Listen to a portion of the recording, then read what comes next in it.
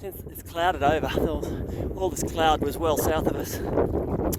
But just as I started fishing at Hotels Pool, the clouds started blowing over and temperatures dropped quite a bit. So from my woolen got back on under my shirt.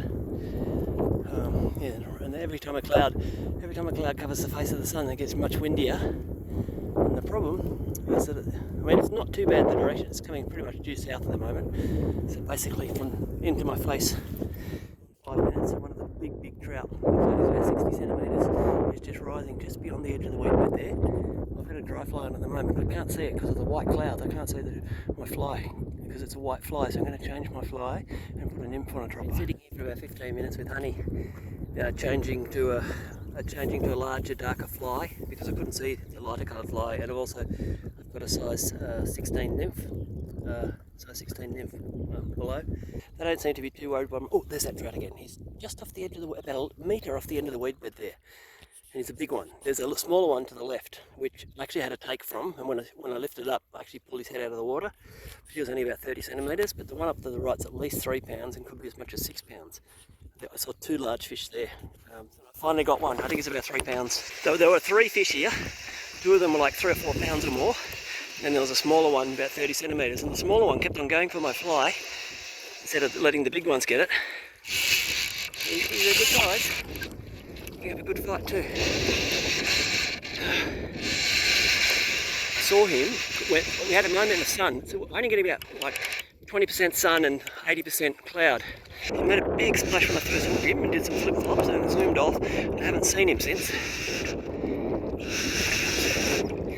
Try and get him out from under the bank. He keeps trying to go under the bank there. Okay.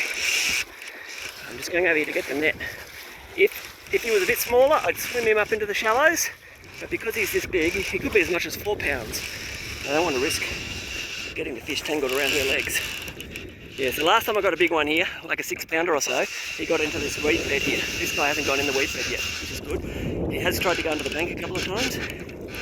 He hasn't got in the weed bed, so that's good. I only saw his snout when I think he took the dry. I don't think he took that. Because I had a dry parachute ton, and below the ton, about 40 centimetres below it, I had a size 16 nymph.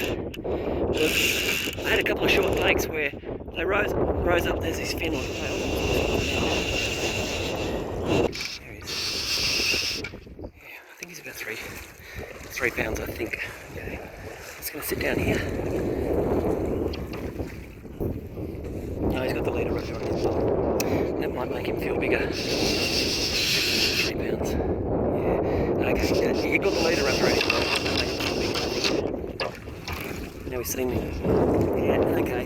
That's why he felt so big, because I wasn't pulling him from the mouth. Nice fish. A bit over a kilo, probably 2.5 pounds, I'd say. Close to 1.5 kilos actually, so I think she's actually probably more like 3 pounds, maybe a bit over 3 pounds. I'm just gonna, and she's a female, glorious colours. So I'm just going to let her get her breath back, and then I'll let her go. There she goes.